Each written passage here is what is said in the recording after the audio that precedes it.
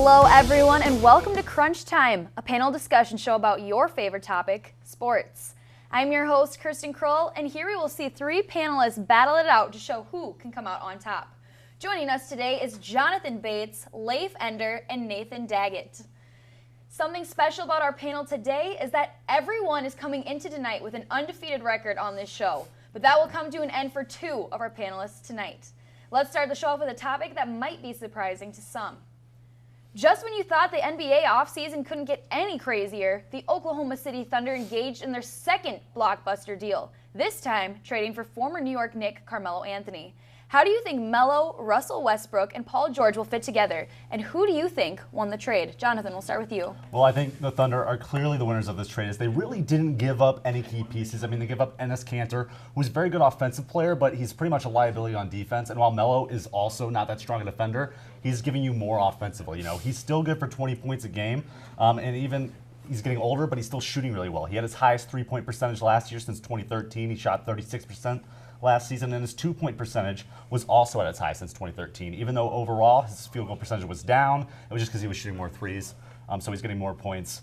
And, you know, I would still expect some growing pains out of the Thunder because you do have three ball-dominant players, but I still do think they are the number 2 seed in the Western Conference now. Okay, and Leif. Honestly, they have won that trade to Thunder. When you get an all-star like Carmelo Anthony, what he's done in the past, and his stats have been unbelievable throughout the entire, that's going to help boost his offense. Offensively, I mean, they all average about almost 77 points. All three of them combined, their field goal percentage for all of them would be almost 50%. So that's totally going to be dominant, especially it's going to help Russell Westbrook and Paul George out because you have that presence of attacking that, and they're going to be able to spread the ball more. I think it'll be kind of the question like we did with the Golden State Warriors. Are they going to be able to be with KD? And they showed they were just fine, so I think Thunder will be fine, and they'll be the top threat to give the Warriors a run for their money in the playoffs. And Nathan. Well, yeah, obviously whenever you get the best player, you win the trade. It also allows New York to rebuild. They're going to be very young. But the one thing I want to point out is Oklahoma City has a really good big man, Steven Adams. And if you look at all these other super teams, they don't really have a big man who can go along with their super team. So I really like Steven Adams fitting in with these three players. And also, Carmelo Anthony plays really good on Team USA, and that's when he's playing along with many other good players. So I think he'll fit in very well with this group. All right, everybody. I think you all had some pretty good takes on that. Leif, you're going to go ahead and get the point on this one because I loved how you mentioned that the Oklahoma City is going to give the Warriors a run for their money, so I completely agree with that. For the second consecutive year, protests surrounding the national anthem have continued, but they're gaining more momentum than ever before. Multiple teams took the field this weekend to kneel in unity, and this time, even owners and general managers took part. President Donald Trump has made his thoughts on this matter known, but where do you all stand, or dare I say kneel, on this topic? Leif, what is your take? Obviously, I am with the players. It is every right for them to do this. It's all about equality and unity for everything. Obviously, it's a big issue. I'm surprised how long it took because, you know, Kaepernick tried doing this last year, and it finally took for obviously President Trump to say something that finally people take action. That's a little bit, I think they should have too late a reaction though, but I mean, it's showing together how well the NFL is coming together as one big group and not defying those like bad results and negativity approach from other people on social media and stuff, and they're getting together, spreading the message of what is important and facing these issues and drawing attention to themselves. And Nathan. I kind of have to agree with what you say, but also I think there's other ways you can do this protesting. I think some people still feel like this is not the best way to protest, but with Donald Trump statements, I think it is the right way to do it now. But if that's why they're doing it because of Donald Trump, I agree. But if it's not, then they have to do it other ways. And Jonathan, what's your take? I mean, I think the reason is like because we're talking about it, it's clearly the right way to protest because it has actually brought attention to the issue. And the other thing is they absolutely have the right to protest. It's a First Amendment right. And it's absurd that the President of the United States said that players should get fired over it. I mean, that's absolutely ridiculous. Now, I'd like to say to all the people that say that the players are disrespecting the flag by kneeling. When Colin Kaepernick first sat out for the anthem, he was actually sitting down. He wasn't kneeling. And there was an open letter posted by Nate Boyer, who was a former Seahawks player, I believe he was a long snapper, and he was a veteran who served in Iraq and Afghanistan. And he asked him not to sit out the anthem and actually kneel because it actually does show respect, because that's what they do whenever they're visiting like a grave of a fallen soldier. So like when they're kneeling, they're not disrespecting the flag. They're showing like, hey, I have an issue what's tough in the country right now. But it's not no disrespect to the flag, no disrespect to the soldiers. It's disrespect to some other people, and they don't like the way the country's being ran. Yeah, it's not. If you think it's towards the flag, you're missing the entire point. Exactly. It's about people being mistreated, and we need to fix this as a country. Yeah, as an American and as a journalist, I think the First Amendment right is the most important right that we have in this country. So, Jonathan, the point's going to go to you. I think you brought up some excellent points, so there you go. Most teams have now finished up a quarter of their season, and the playoff picture gets more clear as each week passes. So what are your guys' biggest takeaways from week 4 of the NFL season? Nathan, we'll start with you this time. Well, injuries was a big thing this week, but I'm going to go with the Rams' win over the Cowboys. Gurley was very impressive this week, 121 yards rushing along with 94 yards receiving and a touchdown. They have really given him the ball and he's carrying the team right now. And also, they haven't had many injuries as well, and their upcoming schedule versus Seattle, at Jacksonville, home versus Arizona, and at New York Giants. Very favorable schedule coming up, and I can see him keep going. Leif? I'm going to take a big surprise that no one saw this coming, not even myself. The Buffalo Bills. Coming out of the AFC East, no one picked them because you obviously got the New England Patriots. Everyone's picking them because, the reigning championship. Tom Brady. No, the Buffalo Bills have been surprising. Not surprised, though, E.J. Manuel has done very well. They've stuck their guns with it. But the most surprising, their defense. It has come out. They have forced pressure, and their defensive ends are talking sacks. That has been a big surprise, and it's helping these Buffalo Bills on top of the AFC East. And that is going to be a key factor for them that's coming out of nowhere that no one saw coming. But their offense is what is driving them. But that's my surprise for week 4. Okay, and Jonathan? Quick correction, E.J. Manuel is no longer the quarterback of the Tyrod Buffalo Bills. Taylor. Tyrod Taylor. E.J. Manuel's back up for the Oakland Raiders. The thing that's really surprised me the most is how much the Patriots' pass defense has fallen off. We saw it against the Chiefs week 1, and we kind of were just like, oh, maybe Alex Smith's a really good quarterback. But then, it also happened with Deshaun Watson. And then this past week, Cam Newton threw all over him. Drew Brees threw all over him. They have been absolutely horrendous. And this is when they added Stephen Gilmore from the Buffalo Bills, and people thought this was a great deal, and that the Pats were just going to keep building. But no, they've been bad. They're the worst in the league, allowing 324 yards a game. And people were wondering if Tom Brady's dropping off. No, wrong side of the passing game for the Patriots. It's the pass defense that's dropped off, and it's been absolutely terrible. And I think that could mean the Bills will step up and actually take the AFC East this year.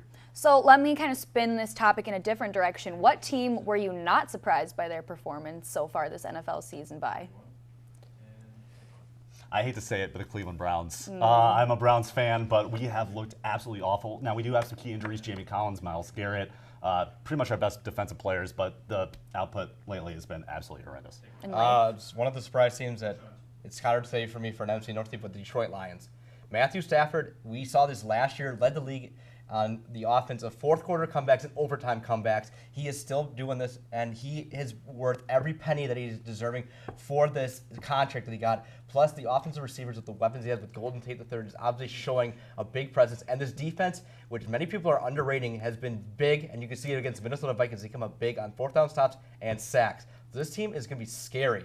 I hate to admit it, being an NFC North rival team, but this team can make a run and obviously can make the playoffs. Interesting take. And Nathan? I'm going to go with Denver. They have a very good defense, and they also have a good running back in C.J. Anderson, and they've pretty much been unstoppable so far. So, well, for this topic here, I'm a huge Georgia Bulldogs fan myself, so anytime Todd Gurley's brought up, got to side with him. So, Nathan, I'm going to go ahead and give you the point on that one. When we come back, we'll tackle discussions on topics in Major League Baseball. Stay with us.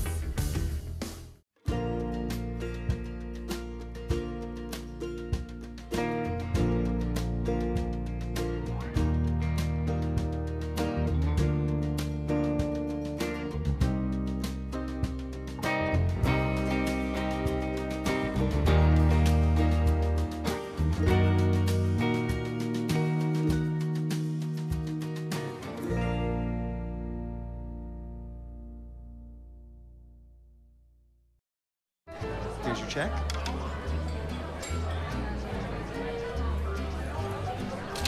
Oh, you got it. Since I got rid of my car, I really enjoy walking. Okay. Got it. No. Getting pulled over for buzz driving could cost you around $10,000 in fines, legal fees, and increased insurance rates. Oh, you're home early. You live with your mom? That'll set your game back a few years. Buzzed, busted, and broke. Because buzz driving is drunk driving. Welcome back to Crunch Time. I hope you're all ready for more debate because our panelists sure are. In college football, any team can win on any given Saturday, and it can lead to some pretty crazy upsets, and this past weekend was no exception. What was your favorite upset from Week 5? Jonathan? I think a lot of people would be quick to jump to the LSU-Troy game just because, we think of LSU as this national powerhouse. But they have not been a good team this year. Their best win is probably against Syracuse, who is not a good football team by any means. They won 35-26, not even an impressive win. So I think LSU is really just not a good football team. Shouldn't have been that much of a surprise because Troy is actually sneaky good. I think the game that really stuck out to me is actually Maryland defeating Minnesota this past weekend. Maryland, they're actually down to their third string quarterback now, and they just got beat up on by UCF. And so, coming into Minnesota, I really did think Minnesota actually had the chance, and I think that is actually the biggest upset this week. And Leif? I'm going to disagree with you. I'm going with the biggest one. Texas Tech Washington State upsetting USC. That game came out of nowhere. Ranked number 5 USC. They had the quarterback last year for USC. Threw 4 touchdowns in a Rose Bowl, may I remind you, and was a big favorite coming into this for a Heisman candidate going into this.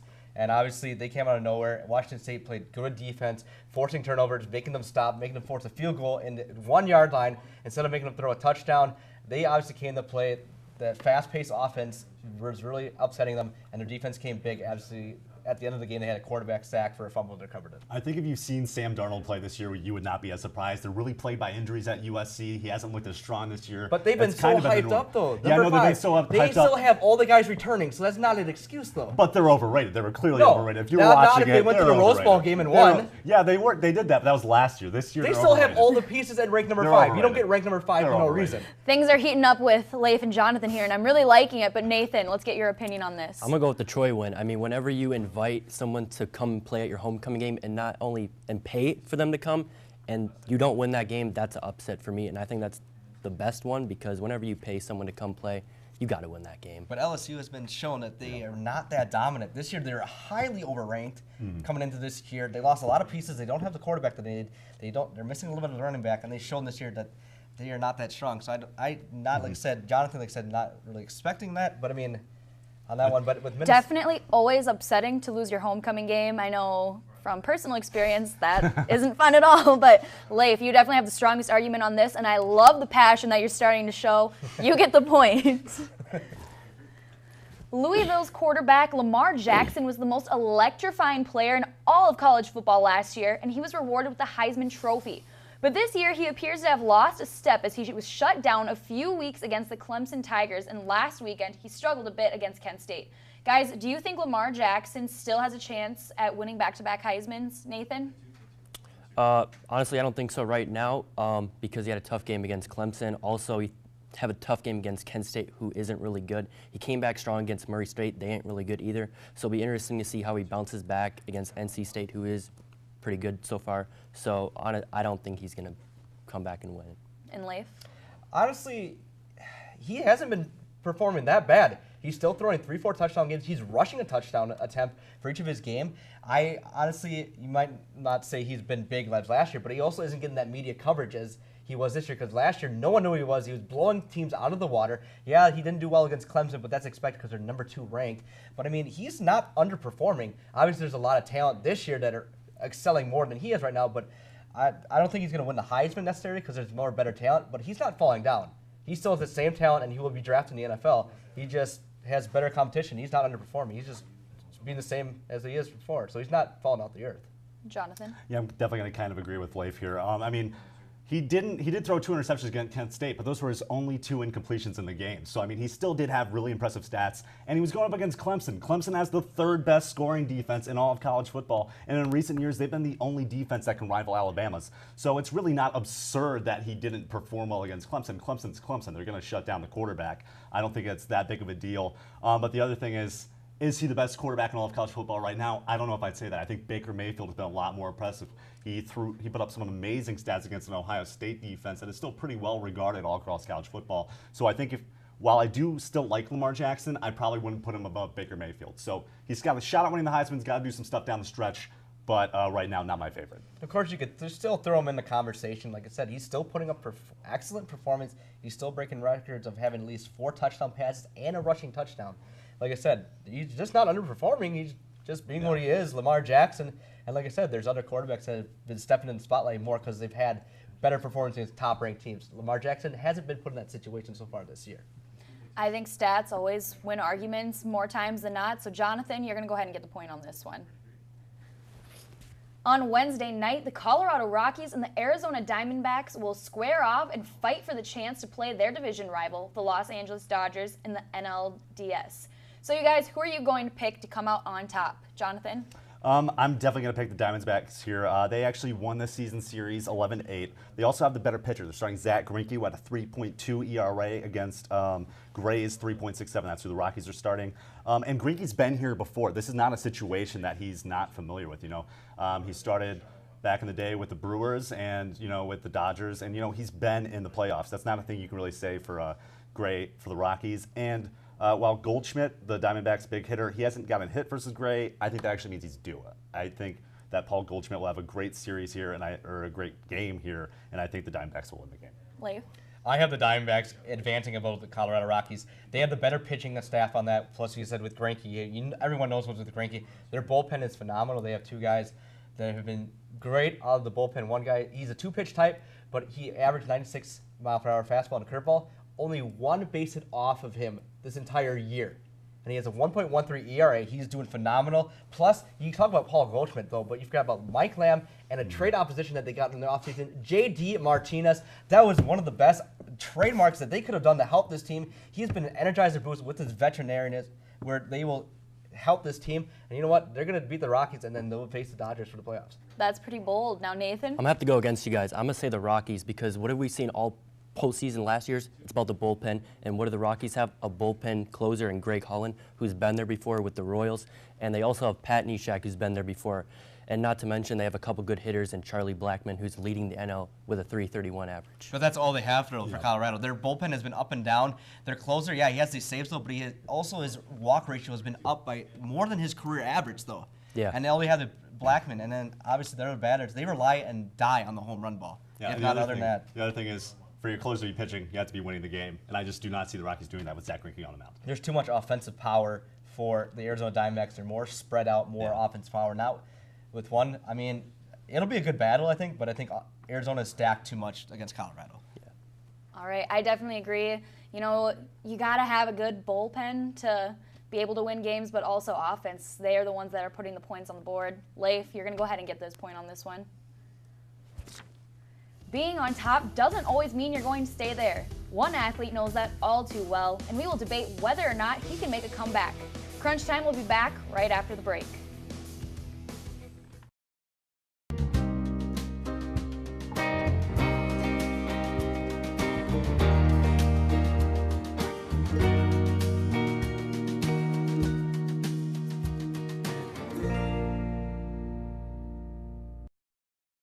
Can you help me with this? My new dad teaches me all kinds of stuff.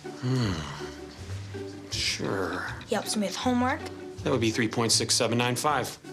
Thanks. Yep. He helps me with my decision making. I wouldn't use this one. Ever. And he's even teaching me how to drive. And that's why cars have bumpers. I'm learning so much. You don't have to be perfect to be a perfect parent. Thousands of kids in foster care will take you just as you are.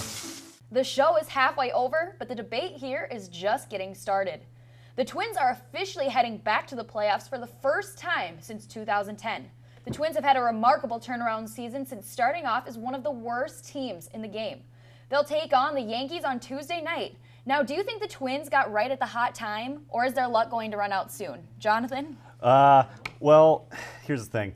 I think the Twins have had a fantastic season. Want to give them credit to that, but I just don't see them making that far. I don't see them getting past the Yankees because the Yankees, they won the season series against the Twins. Plus, I have way more faith in Luis Severino than I do Irvin Santana, who really dropped off in the second half. I'm not even sure if the Twins are starting him or not. But they are. Yeah, I thought so. I'm not confident in that at all. And I don't think he can really be trusted in that situation. Plus, the Yankees, they just have way more pop in their bats. They've got Aaron Judge, they've got Gary Sanchez, they have so many other guys in their lineup. And, with the Twins still probably missing Miguel Sano in the lineup, I just don't see it being a great outcome for the Twins. But better luck next year, That's what Minnesota sports teams and fans say every single year. Now, Leif?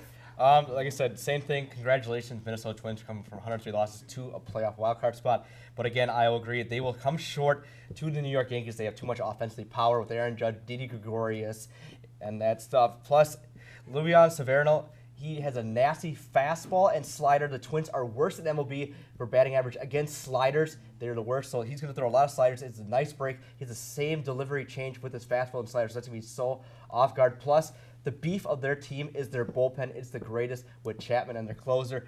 If he goes 6 innings, which you probably will, it's good night, lights out, because these teams in the bullpen range from throwing 98 to 104 miles per hour. And obviously, when they get to that, they will not be able to catch up, and they'll be lights out. I'm sorry, Minnesota Twins fans, but it's going to be rough. And the Twins, not only do they have offensive power, but their bullpen is going to be their beef of it. All right, now, Nathan, bring us home on this topic. Yeah, I got the Yankees as well. I mean, Irvin Santana has a little playoff experience, but he has fallen off this second half of the season. And if the Twins fall early, that Yankees bullpen could give the hitters for the Twins struggles. I mean, you got Chapman, Betances, Robertson. They have so many bullpen arms in that bullpen. And the Twins don't really have anybody playoff returners except Joe Mauer. And the Yankees have a lot of veterans as well. So I got the Yankees. And this Yankees bullpen had an ERA of like 1.22, giving up for batting averages. This is coming clutch. They know the situation, and this is what you want. It's a little bit cheesy, obviously, but defense wins championships, and this bullpen, this is what you need. I hate to say it, but New York can make a run with this bullpen, and that's what you need in the postseason time. That's when it counts. Every single year, the Minnesota Twins, when they make it to the playoffs, they lose to the Yankees. They cannot get past them for whatever reason. I don't know. But, Leif, the point's going to go to you. You keep coming in with the stats. You had the strongest argument on this topic. There you go. The puck is about to drop on the men's college hockey regular season. St. Cloud State took on the University of Regina in an exhibition game this past weekend, and it was a blowout with the Huskies beating up on the Cougars 8-0. It was a huge demonstration of the Huskies' talent as they have notable recruits, but they also lost a couple of key players during the offseason. As the Huskies come off a 10-13-1 record from last year, do you think they'll have more success this season? Nathan? They will have more success this year. I mean, they're returning a captain, Jimmy Schultz. They also have many other returners along with the goalie. So, I mean, this team is going to bounce back, and the polls have said it. See, and not only that, but St. Cloud State has the strongest defensive core they've had in their history right now with Jack Shawn, Will Borgen, and Jimmy Schultz. And Leif? Well, I believe they will do better. Obviously, this is a team that is young, and they have gelled work together really well. So this is going to pay off. Plus, you already named the teams on the defensive side, which are already being crunched. Plus, their goalie has improved a lot. That was a big issue last year coming into the year because you lost Charlie Lindgren, who is he was great, and they lost it. But they have improved the first game. They look really well. Plus, you have the Paling brothers that have been dominant, and they have clicked really well. I like how Motzko mixes up in the lines with two of them, and they just it's hard for defenses because they know each other since they were first playing hockey. So they do well offensively, and obviously they've shown off to a fast start. You mentioned the goaltending here. So we have Jeff Smith as a returner. Zach Driscoll, he's gone. He was the backup last year. How do you think the depth on the goaltending side is going to be this season?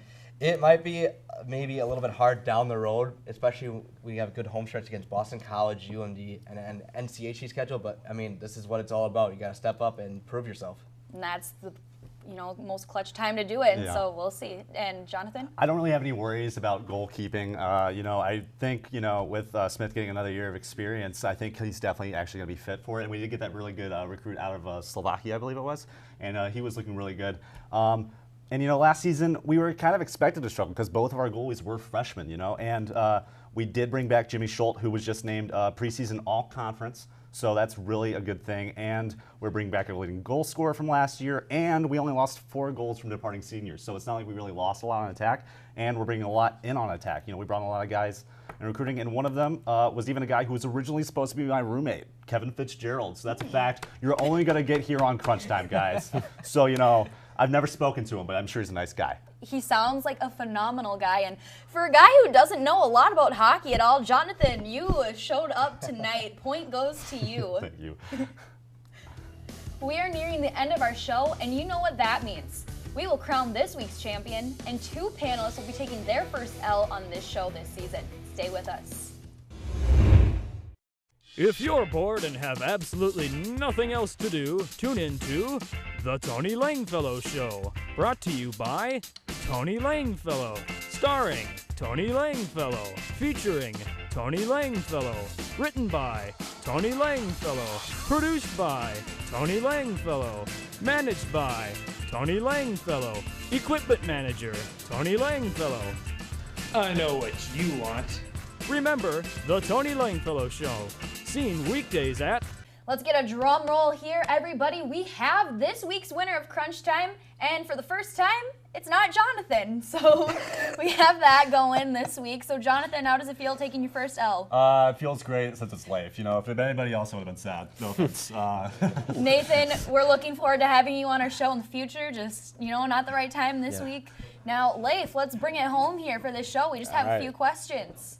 Is there another dynamic trio forming in the NBA? After Dwayne Wade announced earlier this week that he was going to be joining the Cleveland Cavaliers, that just might be the case. What are your thoughts on LeBron James and Dwayne Wade being reunited?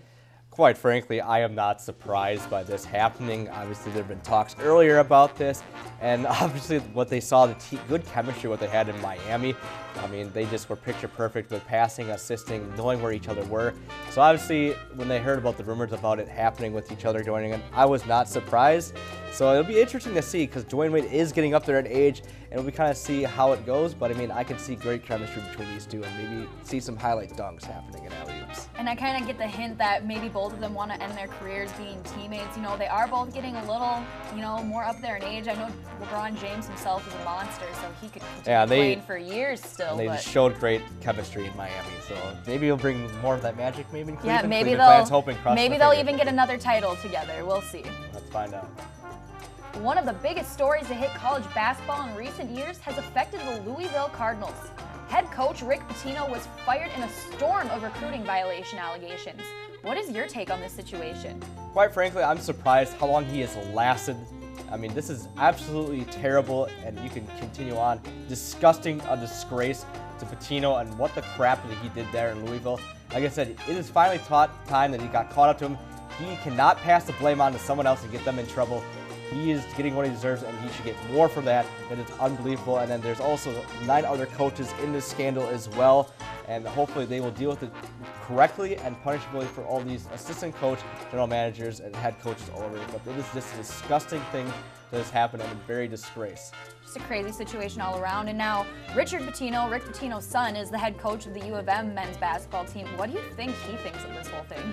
I just hope he hasn't done anything similar to that or any tries to that. Obviously, I can't really say anything about him because obviously there's nothing against him.